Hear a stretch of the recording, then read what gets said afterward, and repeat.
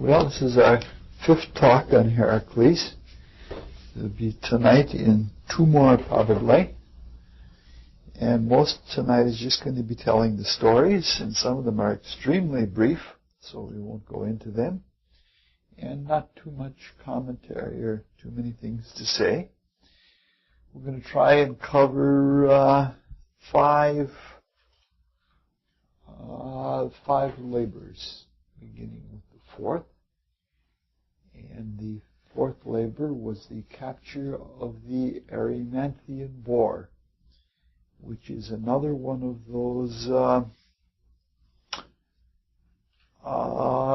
capture alive things, having to do with things that are not to be killed.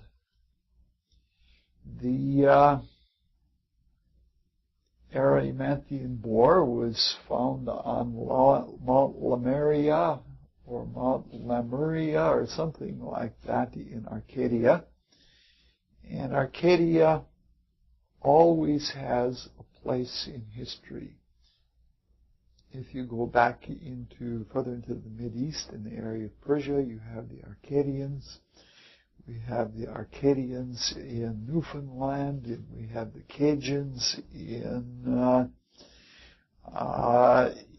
Louisiana, and going way into Asia. There was a place called Arcadia, but it was more mythical, and it was something like a Shangri-La. And it was a place where people were supposed to live immortally, and they were people that were supposed to have great wisdom. In fact, a lot of the Western schools of occult thought have Arcadia as part of their mythos. It undoubtedly has something to do with the fact that it has to do with Arcos, which is another name for the pole star, around which everything spins. And Arcadia would then be the land of the North Pole or beyond. And we've been talking a little bit about that in the earlier Heracles talks. But if it is true that this is where the Christ spirit enters and leaves the earth, it's sort of like the Golgotha of the earth, the point in the skull of the earth is at the North Pole.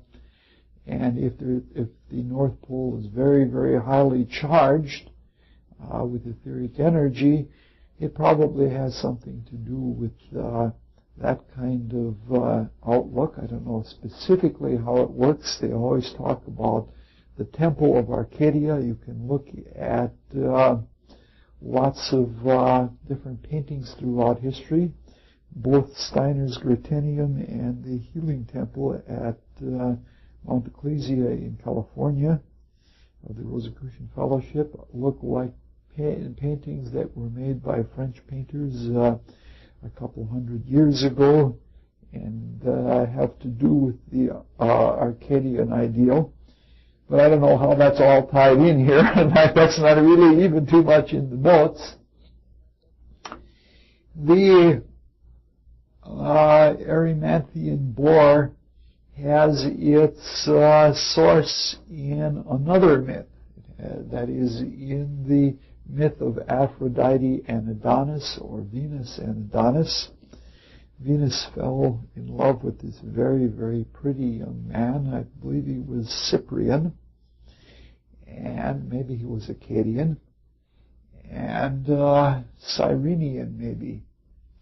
And she left heaven and wore rugged clothes, probably very stylish rugged clothes, and she had her trysts with him.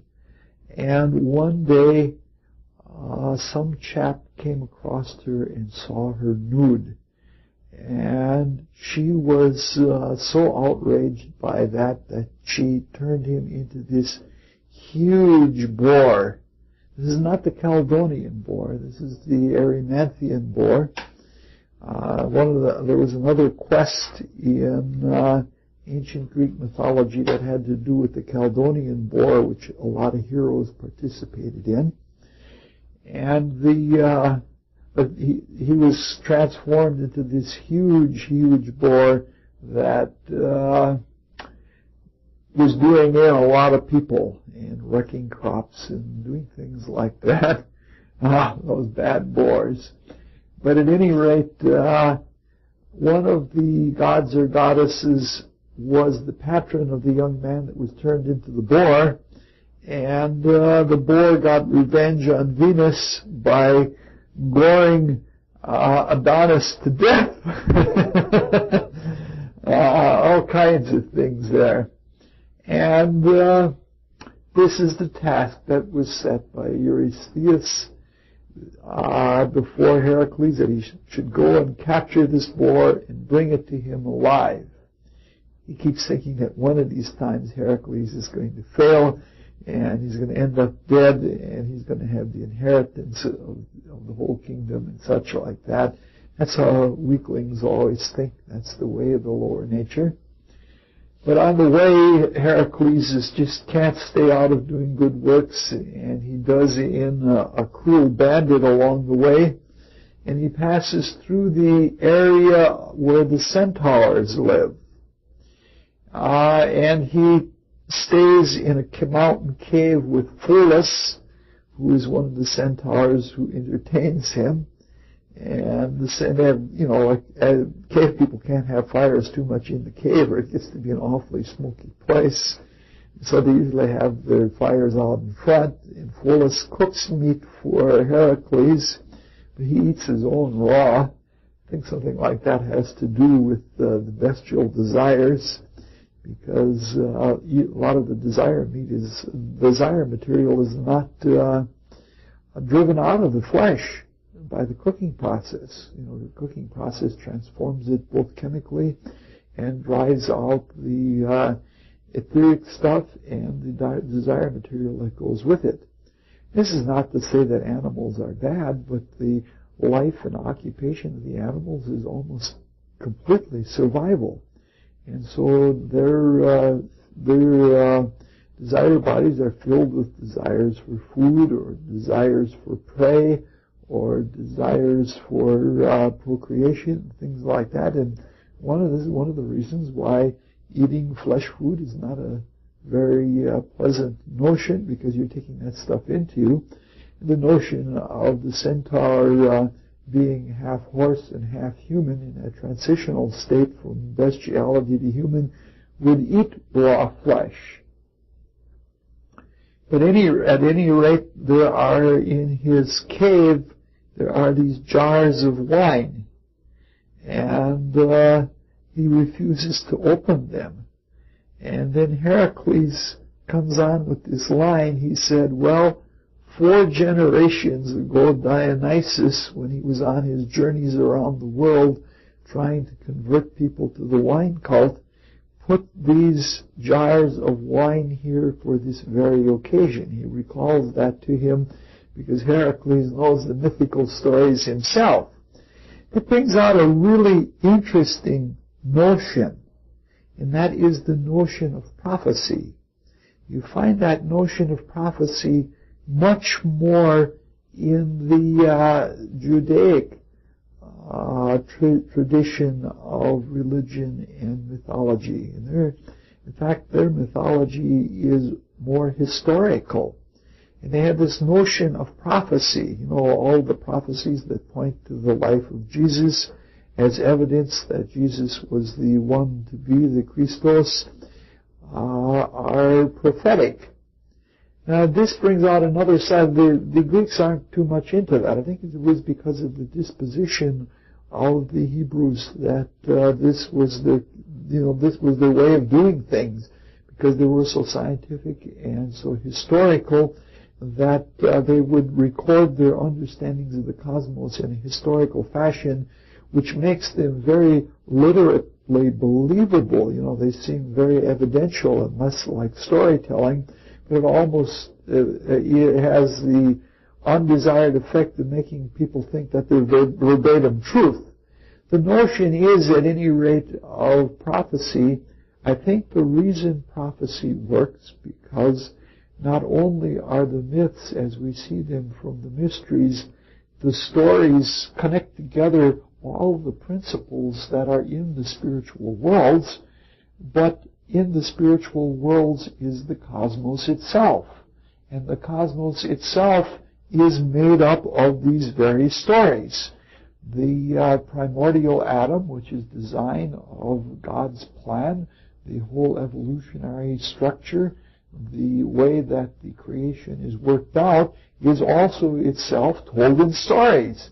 So it's not surprising then that if one looks at the history of the cosmos, that it would be a story. And our bodies are built out of the stories of the gods. Our bodies themselves are, all of them, the way our different vehicles came into being, are part of the storytelling. The things were spoken into us as words.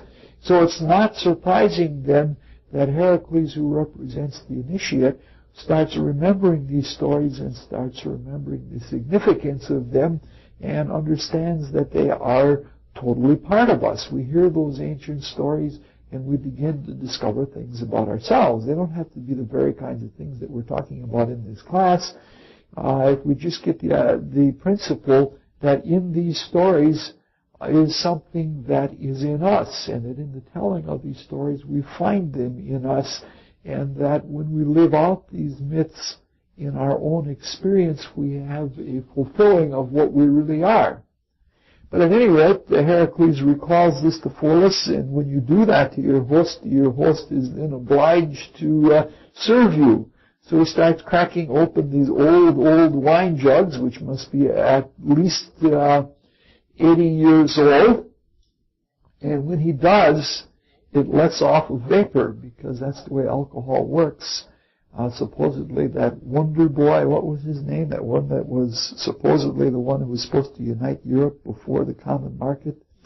Caspar Hauser, who was supposed to be a spiritual initiate, that he belonged to the part of humanity that had never fallen and had never had an incarnation before, and they figured that would be the innocent that could be born into Europe, and nobody would have hawks on him because they would have no vengeance against him from any past lives.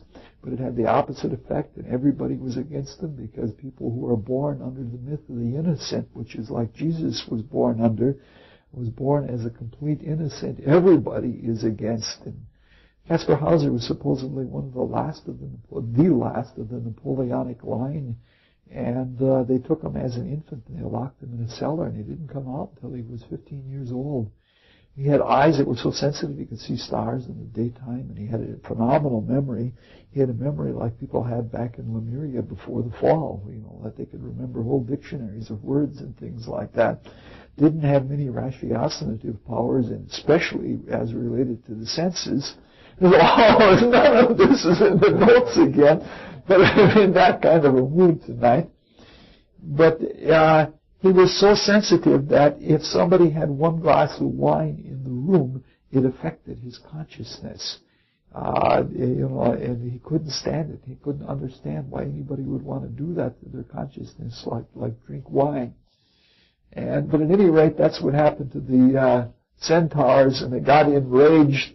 And they come and they're going to get the wine for themselves, and they're bringing stones and butchers' knives and fir trees, and they start attacking the cave. They bring all of the instruments. Fir trees are Saturnian, and rocks are Saturnian, and butcher knives are Mars. That lower desire nature out of which the bestiality comes is all Mars and Saturn. They have all those kinds of devices. And Heracles has to defend himself and his host, so he starts sticking logs out of the fire and shooting them with his bow and arrow. He always leads with the arrows. And he does a few of them in, and then one of the, I don't remember the full story of the centaurs. I'll have to study up on it, because they're going to come up again in the Heracles myth. But the demigod or the nymph or whoever it is that is their mother protects them by causing it to rain, and that puts out the campfire. And so Heracles has to go into hand-to-hand combat with them, or hand-to-hoof combat or something like that. And he does a few of them in, and then they all start to leave. And as they start to leave, Heracles shoots arrows at them, and he does a few more of them in, but his last arrow pierces the knee of the only one that is really great of the centaurs, who is Chiron, who was the teacher of all of the initiates. And a funny thing happens because Chiron is immortal. Chiron is different from all of the other centaurs in that he is immortal. And he has this wound now, if you remember, and it's got the poison from the Lernaean Hydra. And it can't kill him, but he has enormous, enormous pain. And so he puts together, being a master of all of the herbs, he puts together a vulnerary poultice, and he tries to heal his wounds, only he can't heal them. And he's in enormous, enormous pain, which bothers Heracles, because Heracles was his friend. I think this has something to do that, that the spirit is invested in matter, that the creative act of spirit, the spirit projects itself into matter. It projects itself into the unknown. And in fact, I think it actually congeals matter out of the unknown or out of ignorance. It congeals it as sort of a reflective image of what spirit is.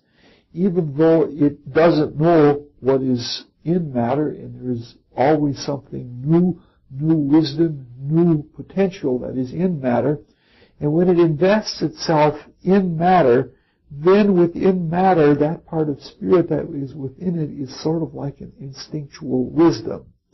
And that commingles with the unknown, and the wisdom that is becoming, or the knowledge that is becoming out of the unknown in matter, is sort of then assisted by this instinctual knowledge, and it becomes a wisdom of nature. And so the whole myth of Chiron, which I don't think we're going to get a chance to go into in itself, the whole myth then of Chiron is a myth of the coming out of the bestial nature into humankind and into actually aspirational humankind aspiring to spirituality. It's not surprising then that nature lore and the understanding of that wisdom becoming in nature should be the property of Chiron. But at any rate, he goes off on his own, and he has enormous, enormous suffering, and he eventually gives up his immortality. Not so much because of the wound, he could live with the suffering, but just because he became world-weary, and he eventually, Chiron confers his immortality on Prometheus, who the gods tried to do in the first place. Okay, at any rate, when the battle is over, Pholus, we haven't even gotten to the boar yet. When when Pholus is looking over after the battle, he sees that some of his fellow centaurs had only very superficial wounds, and they died, and he marvels at this, and he picks up one of the arrows, and he's looking at it, and he fumbles, and he drops it, and it pokes him in the foot, and he dies. And then Heracles had to bury him, and after this is all taken care of, he finally sets out into the mountains to get the boar. He finds the boar where boars like to hide, which is in a thicket. Even in the desert, they like to hide. There are boars in the desert. They're very funny kinds of boars. They're javelinas. They're very vicious. Most of the time, they're frightened. But if you get them cornered, like a little arroyo or something like that, they can be very, very vicious. They know how to use their tusks quite well. But at any rate, he finds it, finds it in a thicket, and he hoots and hollers, and he drives it out of the thicket, and keeps chasing it, and he drives it into the snow. And when he drives it into the snow, he binds it in chains, and he carries it on his shoulders all the way to Mycenae. And because Eurystheus is hiding in his big brass urn underground, when he hears Heracles coming, Heracles just drops it, and he goes off. This is really interesting. The boar itself, I think I've mentioned it at other times, that the boar, more than any other animal, because it has a small tail, represents wisdom. In the animal kingdom, where the animals do not yet have the intelligence centered in the brain because the etheric body is not perfectly concentric with the physical, and the spirit is not therefore capable of being indwelling, it can't have a concrete mind being interior. Therefore, the internal energy, the creative energy that is theirs, that would normally go into thought process and that would go into spoken words and other expressions, normally goes out the tail. And this is why animals do a tremendous amount of their expressing with the tail. But an animal that has a small tail has a small outlet for that, and therefore there is an enormous buildup of energy within, cosmic wisdom or cosmic spiritual energy, that can't be released in the normal way. And pigs' tails are spirals also, which would be an indication of some very spiritually wise kind of being. In fact, even their penises are spirals. I don't want to get too carried away, or things can get pretty wild. But at any rate, the energy that would normally be turned into brain power and creative energy, or released through the tail, as much of it as possible goes out in the potency of the manure, and pig manure is tremendously potent. But what is left over goes into building more and more flesh. And that flesh then is truly a manifestation of cosmic wisdom. And this is why in all mythologies, the boar has been the symbol of cosmic wisdom. Like Buddha, for example, who was a vegetarian all of his life and completely harmless. Myth has it, or legend has it, that he died from eating too much pork. And if he didn't eat pork, that's probably an indication that he was consuming wisdom that he could not consume and remain in the human state.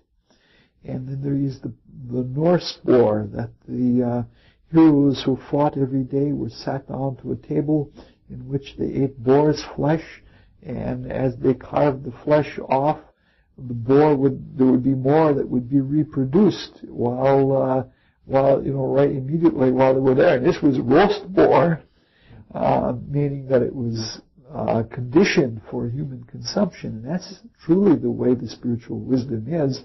You can't know something, but no sooner do you take a cut of it away, and there's much more of it there.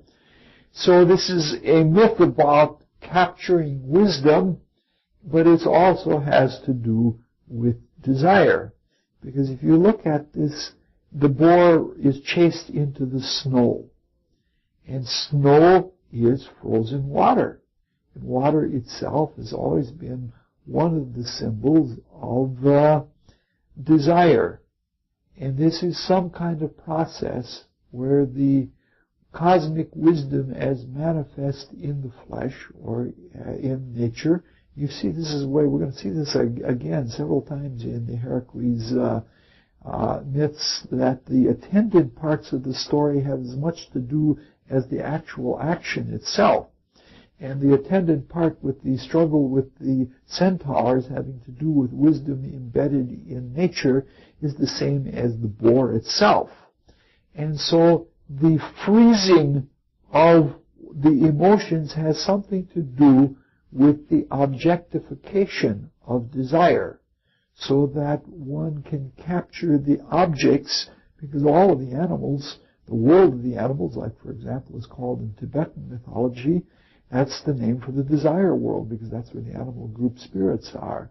And they say when you die, first you go into the world of the animals. They have in the great Bhava chakra, they have the world of the animals, where because it's the astral world, it's the desire world where the animal forces or the astral forces, the stellar forces that are behind the signs of the zodiac, that are behind the kingdoms of animals as associated with the zodiac, that the whole desire world is like that, and therefore the animal represents an objectification of a whole mythos of one type of desire. All of the animal kingdoms and species are like that. But the process then of thinking is one way of objectifying desire. The cold, crystallizing power of thought takes the water and solidifies it, or also the people who are very thoughtful like that are sometimes unfeelingful. In being unfeelingful, they manifest the cold force in the desire world, which is indifferent. What do we say about a person? We say that a person is cold and indifferent. Those are two adjectives that are put together all the time. And so the ability then to track this huge beast, which is an objectification of desire or wisdom in desire, is brought about by the crystallizing power of thought and or the power of indifference. And when he catches it, he binds it in chains, saying the desire always leads to action, and that's the connection again of chains. So that's pretty much the notion of it, and it is interesting because if you look in Greece, that means this had to have been a winter myth, because that's the only time that it snows in Greece, and if it's a winter myth, that means that this is indeed the Yule boar, again, which is the same boar of wisdom that they, it's all tied together, and you have those kinds of things happening. It's not that nobody knows exactly what the fate of the boar is. It's not in any of the renditions that have come down to us from Greek times. None of the renditions tell what actually happened to the boar afterwards. Maybe it became part of a Yule feast, I don't know. But at any rate, when this labor is accomplished, Heracles just drops it on the ground and leaves, because on the way he has heard that there is a gathering of heroes to participate in the quest. I was almost tempted to do a spin-off into another whole series of myths, and this was the quest of the Golden Fleece, which has to do with the equinox, the procession of the equinox going from Taurus into Aries. That no longer are they questing after the bull and fighting the bull, of taking the bull by the horns, but it's now the time of the Golden Fleece. And I was going to take that as Jason and the Argonauts, but I decided not to take that as my quest myth because there are several other kinds of myths that we've been neglecting altogether that I want to get to later. All right, so Heracles goes off and has this. Got the notes upside down on the way I'm using them tonight. It might just as well be that way. He goes off and participates in the quest. And when he gets back, Eurystheus has another labor for him. It is the fifth labor, and this is the one Eurystheus has been looking for all along. He's sitting down in his brass urn. Heracles is being too successful, and even if he's successful in this one, Eurystheus will have the last laugh on him, and so will Hera, though she's beginning to become edgy right now. And it is the cleaning of the Augean stables, or the Augeas' stables. Augeas was a son of the Titan Helios, who was the charioteer of the sun. And so this gives us, again, an orientation that the whole myth is solar in nature. And because the sun at that time was associated with Taurus, the equinox was still associated with Taurus, being the son of the sun, he is given a blessing in animals, most especially cattle. But he has sheepfolds and everything, and he has at least 300 special black and white bulls, and he has 200 red bulls, and he has 12 very special silver-white bulls that were sacred to Poseidon, who also blessed him. But these were the core. He had a situation that the gods blessed him, that all of his unions between cattle were fertile. And he had also another situation that his cows were immune to illness, or all of his animals were immune to illness. And even though they don't multiply as fast as rabbits, you can see that soon he had enormous amounts of animals. And he was not a good farmer in that he didn't take care of the manure. And so he had, even with these outdoor pens, almost his entire kingdom was covered with manure. And they were gated in with stones, and it got to be somewhat self-destructive because there was so much manure that it was burning out the soil. And nothing would grow on the soil anymore because there was just too much nitrogen burnout. And but at any rate, they hadn't been cleaned for at least 60 years.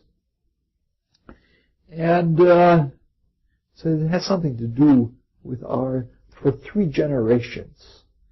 And it was going into the 4th generation, which is where we are. We're in the 4th period of evolution. It has something to do with things that have been building up in us. To some extent, we are deposits of the gods. We are, in some ways, the gods' shit, because Merd and creation are tied together. But normally, the creative force normally goes into the brain, but there's so much of it that it goes out through the duff. Well, we'll come back to that in a little bit. But we've been receivers and receivers and receivers. And we've been accumulating all of these blessings from the gods, and we need a good cleaning out. We become more and more material, and since the fall, we've lost our creative power. And so here we are in the 4th period, the 4th generation of the cosmos, because it's gone to sleep after the first 3 nights. And so in the 4th generation, we're pretty well clogged up. But at any rate, Eurystheus had this vision of Heracles having to take big, bushel baskets of manure and pack them full and then put them on his shoulder and haul them away. And Heracles comes and looks over the situation and has this meeting with Augeas, and at this point he's getting a little cocky. And he looks it all over, and Augeas thinks he's drunk. And he does something that he does only one time in his life. Once and only, he says, "For a small tithe of your cattle, I will clean your stables in 1 day." 1 day. And August figures he's got a sucker here. And he brings his son Phyleus to be witness to this. And Heracles swears by his father's name. Now, spiritual students almost never take oaths. You know, let your yeas be yeas and let your nays be nays, because there's something about the taking of oaths that is basically weakening. Because if you do that, you crystallize for yourself one and only one path, the path that you have sworn an oath to. And about the future, we must certainly remain free and open, and that the whole notion, especially on your father's name, to swear an oath is quite a strong statement. If you're doing that, you have locked yourself into one course of action, and it sort of weakens you because you have a brittle kind of destiny, and you have a brittle consciousness if you swear oaths. You look at the people that are most adamant about oath swearing or non-oath swearing, the negative comes in there too, are people that are very brittle personalities. But at any rate, he swears an oath about another thing that is also loathsome to me as a mystery student, and that's the notion of tithes, like a percentage that he demands a tithe for one, a portion for his work. Now, truly, if he is a son of Zeus and doing this to the glory of Zeus and Hera, his whole life should be for the divine, and he shouldn't have to ask for a tithe for anything. You see what I mean? He gets himself into trouble. I can become this whole notion of it takes away.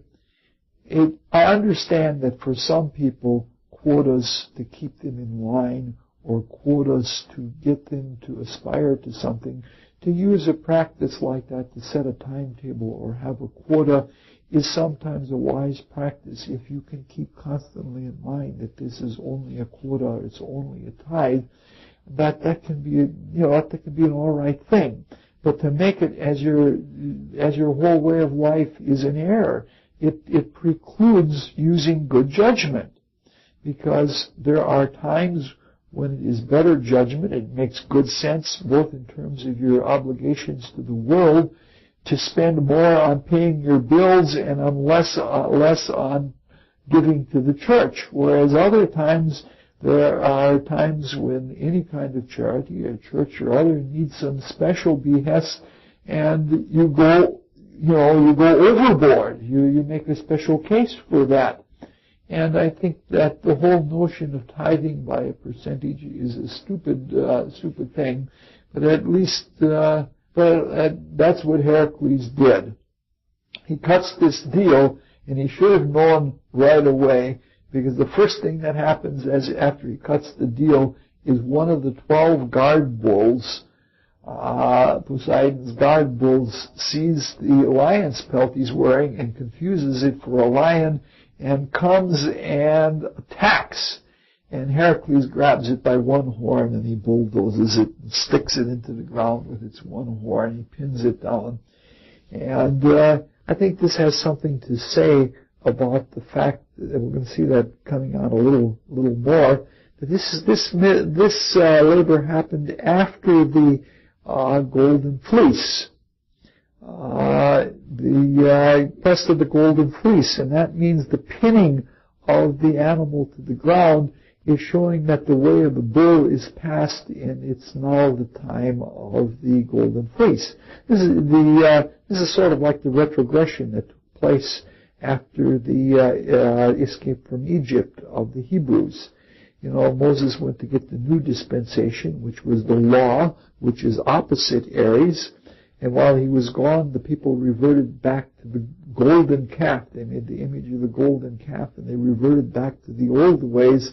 And Moses came back and really read them the law at that point. So this is, it's sort of hinting at that.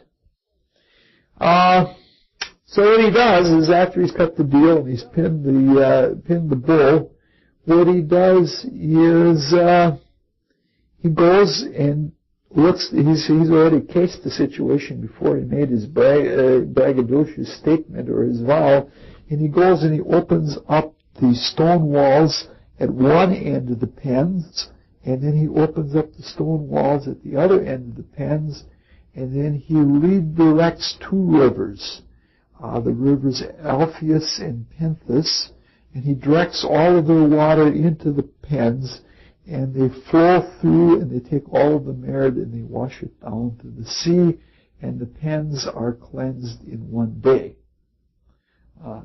Pretty good deed. But then he comes, and Augeas doesn't want to pay him. And we'll come to that in just a little bit. Clearly, if our ability to think depends upon the shit that's in our brains, meaning to say the amount of nitrogen that is deposited in our brains has to do with our astuteness of thinking in the physical world. But if we get too physical, too much thinking in a worldly cunning, and we get very materialistic, then we deposit too much uric acid, not only in our brains, but in our entire bodies, and we become phlegmatic and gouty. You know what I'm trying to say? These people that are very contented about the physical world and have all of their values about material things have that as their big problem. But at any rate, the accumulation of merd in the brain, or the accumulation of merd, you might say, in all of our bodies, is what this is all about. Now again, this is, if we look at this, this is the same thing as we saw last week when he went into the two-mouthed cave and fought the lion. In that case, he blocked off, early in the stages to isolate, he blocked off one of the passages of the cave. In this case, he opens two passages and causes a flow to come through. This is a principle that works on many levels. That healing, if we have a flow, a continuous flow coming from the divine worlds through our soul, from the mind, through our desires, through our actions, and finally manifest in the physical body, this is very cleansing and very healing.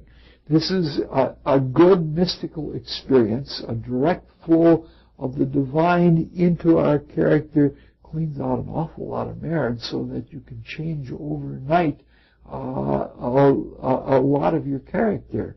And so that even just thinking on lofty things and bringing them to become manifest, even as little essays or little paintings or something like that, or make up your own stories, it has that very same effect.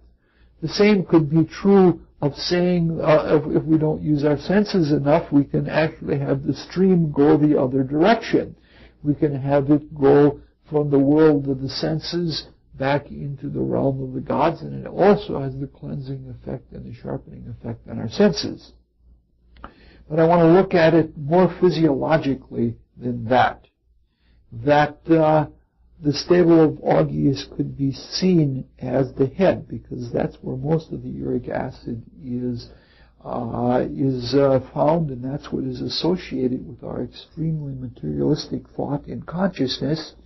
And the two rivers probably are the two flows of the spinal energy that rises from the generative organs up into the spine. And so when we produce our own Golgotha and have that thing where we have a flow where the creative energy flows through the brain and out, that then we have redirected those energies rather than from them being downward into bestial kinds of thinking.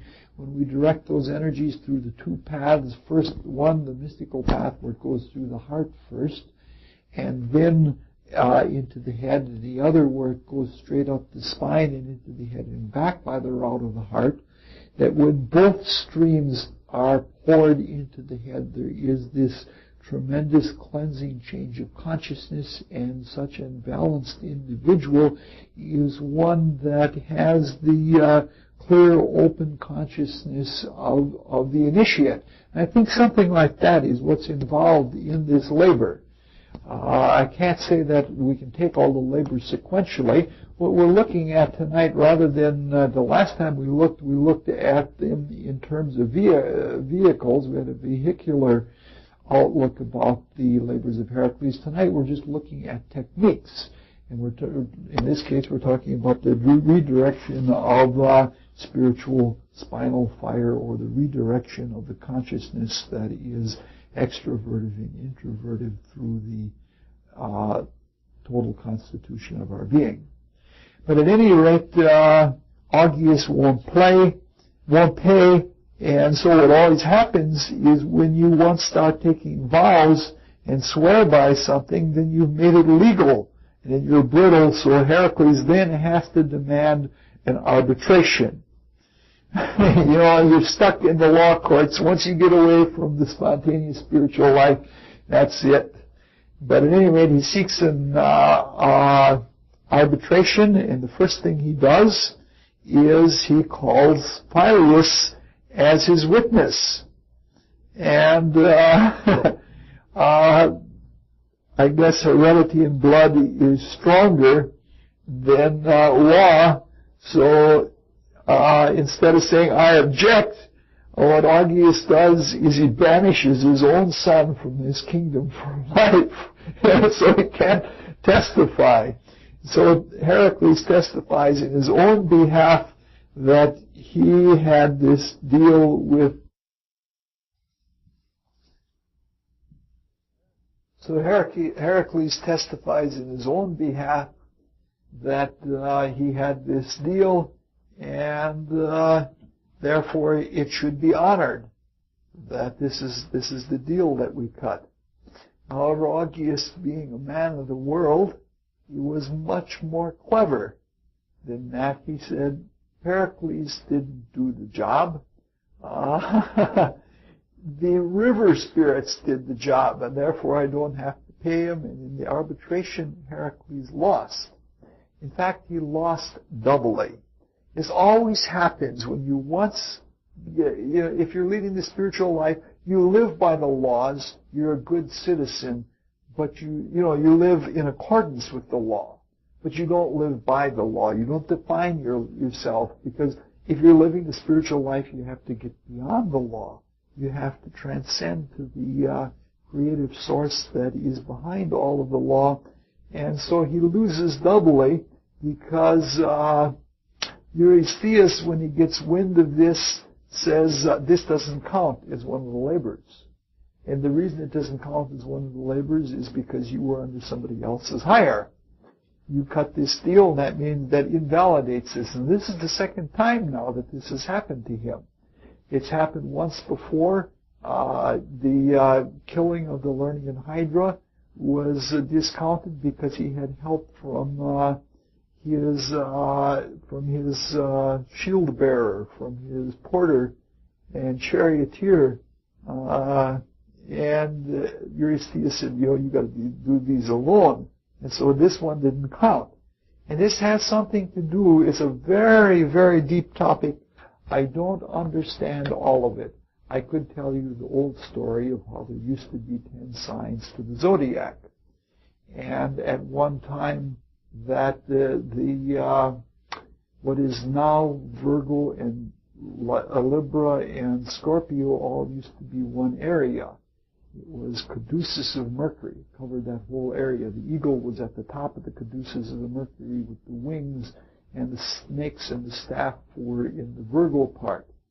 And it was all one sign, and that somewhere the zodiac had to be divided differently. The 10 Commandments were the old ways, and they were associated with the first 10 signs of the zodiac. But after we got beyond that, then the law was instituted because we fell. But once the law was there, we could then rise above the law. And the 2 commandments that were given by Christ that went beyond the 10 commandments of the zodiac, associated with the signs of the zodiac, which were mostly prohibitive commandments.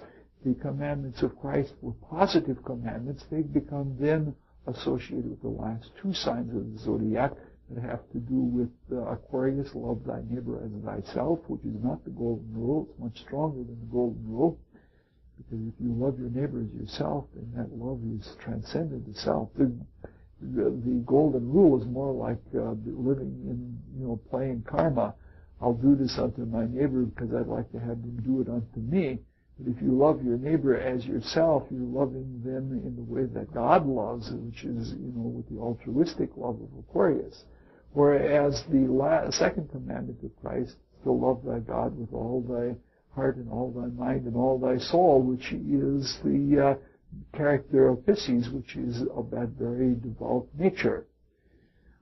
Okay, we could talk about that as the 2 of the labors were discounted, and that this is the difference between the ancient 10-sign zodiac and the modern 12-sign zodiac. But I think there's something more to it than that. But I don't understand it yet. I'll throw it out, and as you come to understand, you can help me with it. I think it has something to do with the actual structure of the ancient zodiac, because the Chinese had the 10 branches and the 12 stems, and they have their 5-element system as well as taking into account our 4-element system. And the 5 elements in positive and negative were associated with the 10 branches. And what I'm talking about is this. There is a union between numerology and geometry. That with the 10 branches, it talks about the decad. The number 9, as we talked about last time when we talked about Heracles having one of his fingers cut off, chewed off by the lion, and he had 9 fingers, which represented him as the true human, because 9 is the number of humanity. The apotheosized human is associated with the number 10. They've gone beyond the human state and they've become the divine. This is the number 10 is the number, it's the chi, or it's the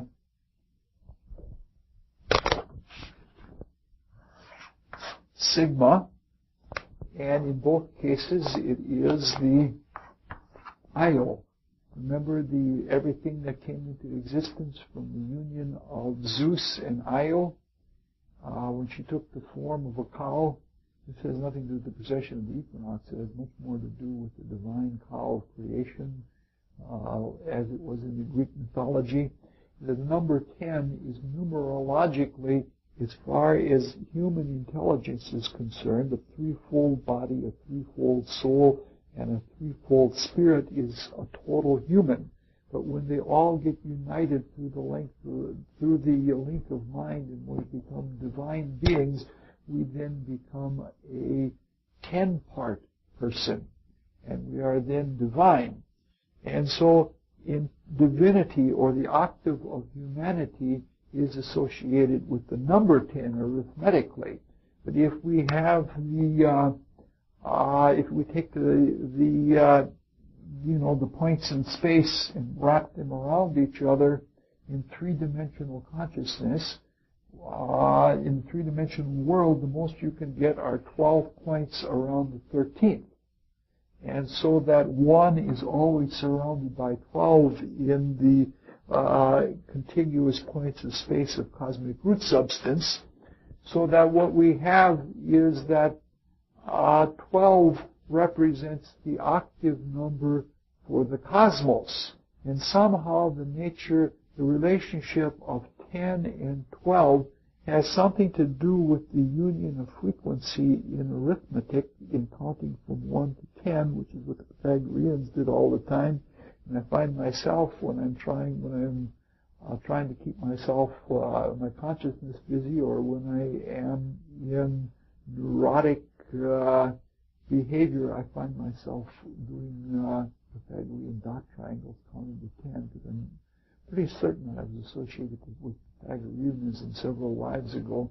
But this has to do with uniting in our consciousness arithmetic, which has to do with the spinner, which is the Holy Spirit, and geometry, which is the Divine Spirit, and the 10 and the 12 has something to do with the union in our consciousness of octavation on different levels. So I think that's what's involved with the discounting of two of the labors, and which is a deductive way of saying things. If you discount two of the labors, that's like saying 10 is a deduction from 12. Yeah, or that there was an entity that was 10 within 12, and by the deduction from it you come to the unity that is 10. But that's, spiritual thinking thinks deductively, because you work from the universal to the particular. You work from the one that is God to all of the things that are possible within God. And that's the IO has to do with the 1 and the 0 within God. But I don't want to get too far aside on all of this. But at any rate, he has done this labor, and it is discounted, and we have finished 5 of the labors of Heracles. Unfortunately, we have almost nothing to say about the next 3 labors, because the next 3 labors have so little said about them. The stories are not very ramified, and so there's nothing to do but a lot of wild speculation, which I love to do, and especially what I say about the Stymphalian birds, which is the next labor. He was to drive all of the Stymphalian birds out of the swamp at Stymphalos. Now, these birds were found the world over, but for some reason they were bothered. They were frightened mostly by wolves, and wolves are lower desires usually. The dog, the god spelled backward, you might say. Those lower, the wolves are ravenous in that way. But they were brazen-beaked, brazen-clawed, and they were winged with brazen wings. And they were sort of, they seemed to merge mythologically with the birds that were called the harpies. They had supposedly bodies that were about the size of cranes, and there are various notions about where they came from, but nobody really seems to know. Some people claim that they were metamorphized women. For having done some kind of wrong, they were turned into brazen birds, and we know that bronze again is associated with sin. And but at any rate, they collect in this swamp or in this quagmire, zodiacally, or in the not even zodiacally, in the constellations of the heavens. The Stymphalian birds are all found in the sector of Scorpio, but to the north. Scorpio itself, as a constellation, is one of the Stymphalian birds. It was pictured as a diving eagle, and that what we now see as the tail of the eagle was a serpent that was in its mouth. And the eye of the eagle is Antares. So that bright red star with the little green one inside of it, that describes Scorpio pretty well. Vicious and violent, red eye, and it's got a little gleam of green jealousy inside of it. But as you go north, you have the constellation of Lyra, which was a harp that was made in the form of an eagle, and it is another diving eagle.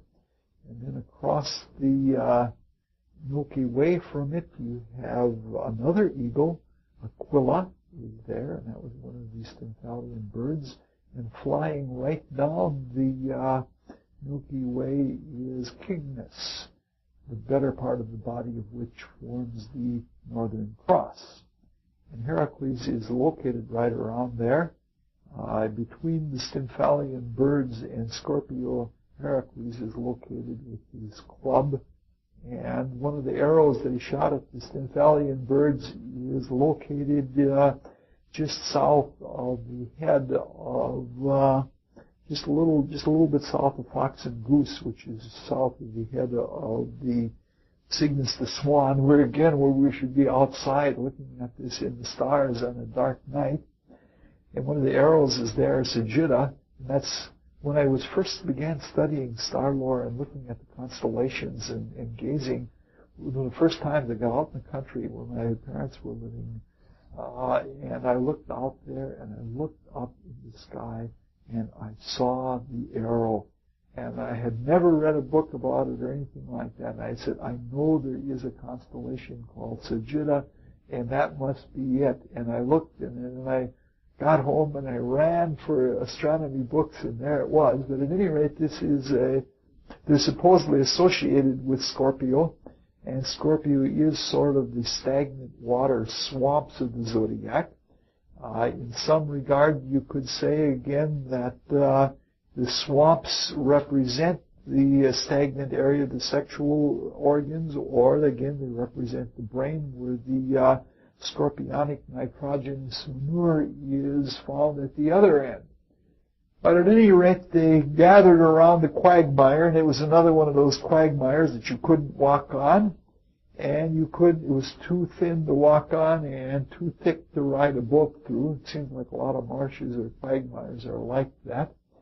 And so what he had to do, Athena, if I'm not mistaken, Athena was in the story of the Stymphalian birds, that Athena was the one that pronounced the curse that changed the women into harpies, the bronze birds. They had terrible habits about them. They bothered the Argonauts so much so that every time that they put out food to eat, the harpies would come down and eat the food, and it'd make a really terrible raucous noise, and their excrement was poisonous. This is a night for poisonous excrement. I don't know why.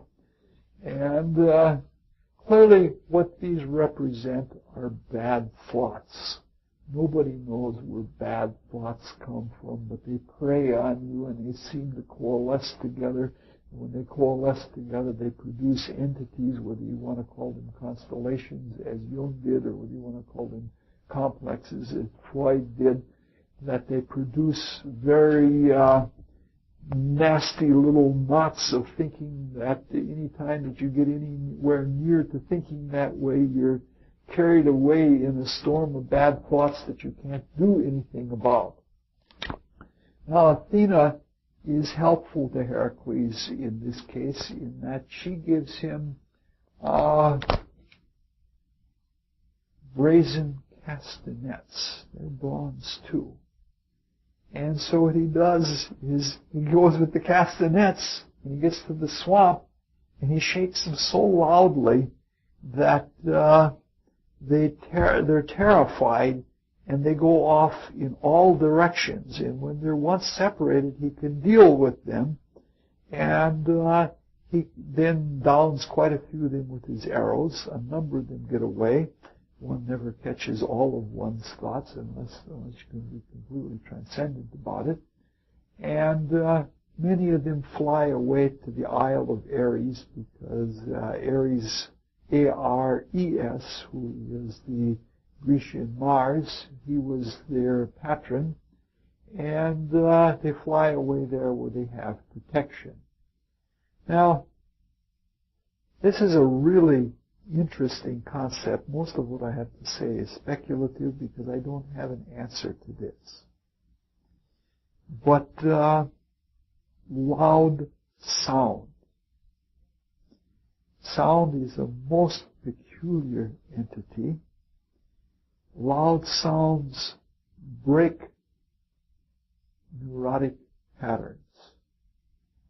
For example, there are children that are so carried away in the storm of nervous pseudo-thought that they can't concentrate.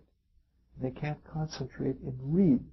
And do you know that teachers who shout at those children as loud as they can, they say, I love you, but I'm shouting at you to help you to break this buzz that's in you, that when they shout at the children, that those children learn to read much better, much faster. They make progress in weeks' time that it took months, many months' time previously to learn. So there's something about sound power that both forms and breaks habits. Now it's most interesting that sound, when it is diffused, is the most peaceful sort of thing. The reason why a forest is peaceful is because most of the sound is diffused and absorbed. It's broken into frequencies, or it's scattered so that you don't hear it, which is much different than being on a desert. Being on a desert or being on a mountaintop when you're beyond the tree line is like a deep state of concentration or a deep state of meditation. The desert or the mountaintop is quiet because it's quiet, because nothing's happening. It's not because the sound is being diffused. But the diffused sound, you might say that all of the words of the gods, when they break up, become like white noise. And white noise is very, very peaceful. You know, it's something that puts you in a state where you can't, where it's hard to be nervous listening to white noise. If you ever sit down and try to do deep thinking next to, especially a water flow, I find that there is something in our consciousness that doesn't listen to the sound, or when the sound gets into broken patterns, it listens in the pockets in the sound. It listens in the intervals. And when you start finding the intervals in the noise, you open yourself up to a kind of consciousness that is very intuitive. So white noise is both very soothing because it provides a constant background, and a constant background that is not repetitive, but it's a constancy. But at the other extreme, we have what Heracles is talking about, or what Heracles does. And that is bringing in sharp new sounds. Now, different people have different notions about what the creative word is that has brought the entire cosmos into existence. Some people think it is a nervous laugh, or some people feel that it's a laugh that is a joy of relief. And then one of the other schools of thought is that it is a command, a shout. And what this seems to be implying is that we're looking at these as the hero as the initiate, and we're looking at, or the aspirant to initiation. We're looking at ourselves as being that, and we're trying to find technique tonight. And the technique that we're looking at is for breaking up patterns of bad thoughts, negative thoughts. And this says that the shocking quality of new sound coming in raw and pure from chaos has the ability to break up all of our old patterns. Therefore, if we want to change our thinking patterns, if we can put ourselves in such a place where we take in things that are totally new, totally unheard of by ourselves, that in doing that we break up our old patterns, especially our old negative patterns, because otherwise you're going to become too dependent on them.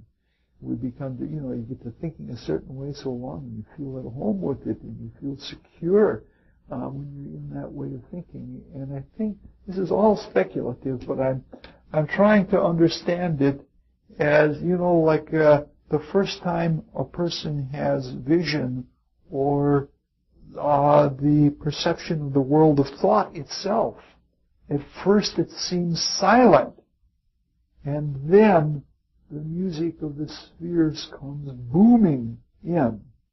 And I think that when we understand the objective realities, which are the creative archetypes in the world of thought, that they are truly booming, as subtle as they may be, they're booming, and our little nests of harpies or of Stymphalian types of destructive thoughts, they just can't hold together doing that. But at any rate, that's what he does. He kills some and he drives the rest of them away. I assume they'll have to be dealt with at some time or another. And this is a really prevalent myth. Different people have different ways of dealing with them. For example, in the Arabian Nights used to wear chainmail to defend themselves against the harpies. Not because they thought they were going to be attacked by them, but when the harpies did come around and get at them, they would get their talons hooked in the chainmail and they could break their necks. That's the way they dealt with them. I sort of like Heracles' way better because I think it has something cosmic. If you happen to have meditations on this, or if you happen to study something somewhere that gives this idea about sound power, I would be very interested in what you have to say about it. Years ago, I used to be interested in idophones. And, there are people that have at different times made devices that you can impart sound onto oil colors floating on water. And do you know that if you say the Om in an idophone, that what you produce is the symbol of the sun? There's a little ball in the center and a perfect circle. And at another time, in the old days, the old camera club in New York City, they had footage of a woman who could impart to oil colors floating on water. She had made a device where she could make polar coordinate figures, like she could make four-leaf clovers and things like that, just with the power of the voice. But that's all, neither here nor there. We're going to get on with this, otherwise we're going to be a little bit longer than an hour, I guess. The seventh labor is the labor of the Cretan bull. This is the shortest of all the labors, and almost nothing is said about it. The Cretan bull was the property of King Minos, even though it wasn't supposed to be. King Minos was a subject of Poseidon, Neptune, and he was supposed to sacrifice all of his animals to Poseidon, but he held one back. And this was the one he held back, and he got himself into all kinds of trouble for it. In the first place, his wife slept with the bull. She was sort of like Catherine the Great. She had a thing for bulls, and his wife was again a daughter of Helios. This time we have a daughter of Helios, which again ties us all into the precession of the equinox. His wife's name was Pasiphae, and I think that's how it's pronounced, I'm not sure. Pasiphae, Pasiphae. And as a result of this union between the bull and his wife was produced a monstrosity that was the Minotaur. And then he had this monstrosity that had a horrible appetite for eating humans. And he, in order to not knowing how to deal with it, because he really couldn't deal with it because it was a representation of his own sin, because he hadn't sacrificed all to God, and because there was a bestiality involved, this living creature that had these horrendous habits. So what he did is he hired Daedalus. Remember the clever builder Daedalus? And Daedalus built the maze around it, and it was kept in the maze, but he still had to keep feeding it youths. And that's eventually Theseus was the one that contemporary hero of Heracles. Theseus actually went in and eventually killed the Minotaur. But Heracles' duty was to get rid of it. It was typical of all bulls, especially all bulls that represented the processional bull Taurus at this time in history. When the sun was rising in that constellation of Taurus, and when it rose in the morning, the first rays of dawn came out, and they were seen poetically by the ancients as the bull was belching or breathing fire. So you find there are quite a few myths from this period in history that you have fire-breathing bulls. I don't think you'll find that in any books, but that's all right. When you work with star lore, you're looking at physical objects. And when you look at physical objects and you're using an imagination that is related to something spiritual, but you have to use your imagination and see how the spiritual things can be seen in physical stuff. And it's great fun. At any rate, the bull was causing all kinds of trouble. It was doing the normal things. It was knocking down the orchard walls and eating up all the fruit and destroying all the good crops and things like that. And nobody could get around it without being gored. And having learned his lesson after the experience with the Augean stables, Heracles refuses all help, though plenty is offered by people. As he's at the point now when there are camp followers and everybody wants, they're starting to get on the bandwagon. And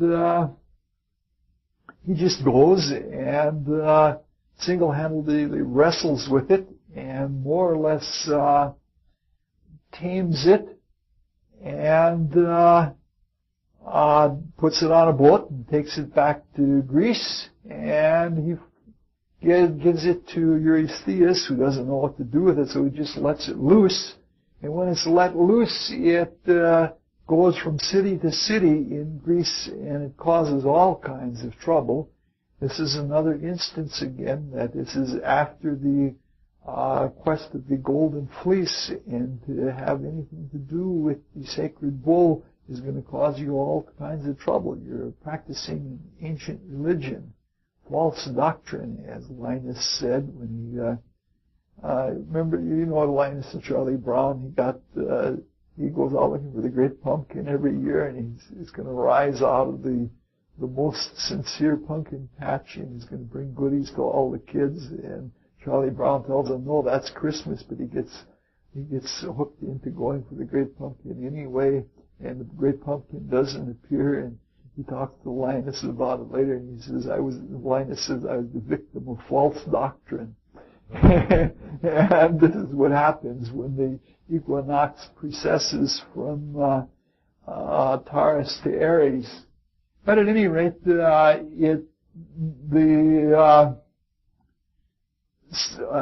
chases it from city to city and keeps causing problems until Theseus captures it. He's already captured the Minotaur. He's back in Athens now. When the bull comes causing trouble at Athens, he captures it and sacrifices to Athena, who has forgiven him all of his things. And that's the end of that story. There's not too much to it. I have one more very short story about which I don't know anything, so it'll be a lot of speculation. And when I don't know anything, I ask questions, so I'll ask questions of you again.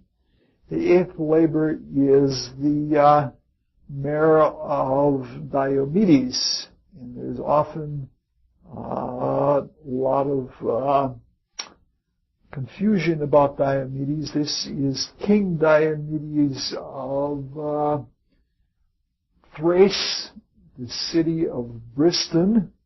He's the king there. This is not Diomedes that fought with Ares in the Trojan War and that was sort of a hero himself and who also had horses, but this is not the same one. A lot of people have been confused about that,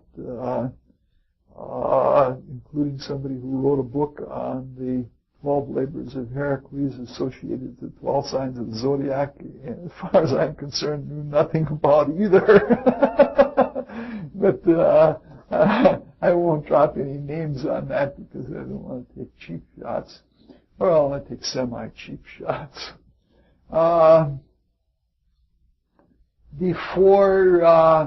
In some myths, it's not that they were mares, but that they were stallions.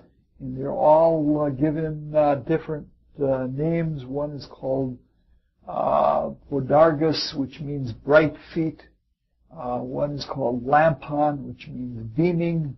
One is called Xanthus, which means yellow. And one is called Dinas, which means terrible. But these horses had unusual appetites. They liked living on flesh. So we're back again to the centaur theme where we began is where we're going to end. And clearly, they had been trained to eat flesh by Diomedes. He thought this was a cute thing. You know, it's something not too far away from having boa constrictors and raising mice and throwing little creatures in there to be eaten up. And I don't know. That's just something. But at any rate, Heracles does take help. I don't understand this, but he sails, goes across the sea to Thrace, and he takes a whole shipload full of volunteers. Again, there are all kinds of people that are willing to be with him now. And he goes to the stables, he sneaks there, and he overpowers the stable guards, and he just takes the horses right in the rain. And they're unruly, but he takes them and he pulls them and he takes them down to the sea. And he leaves them on a grassy knoll by the sea. And about this time, the Diomedes has all the Bristons coming after him, and Heracles doesn't know what to do. And they're coming across the lower plain of Bristol. And what Heracles does is quickly digs a trench. Believe it or not, he quickly digs a trench from the sea, and all the sea runs into the lower plain of Bristol and forms a lake, and they can't get to him. And so he goes around the lake and takes his club, his wild olive tree club, which was probably a whole wild olive tree, and he stuns Diomedes over the head. And he takes his body and he drags it all the way around the lake, and he leaves it on the grassy knoll, and Diomedes' horses eat the body of Diomedes, which is, I think what the myth is trying to talk about is we're talking about the horse having something to do, or the centaur having something to do with the bestial side of the lower nature. And if we develop our desire bodies and in the lower desire world, that we feed on desires, that we charge them up, you know what I mean, that we revel in them and that we make them, we empower them. That's sort of like what the when I focus on the myth, that's what comes to me.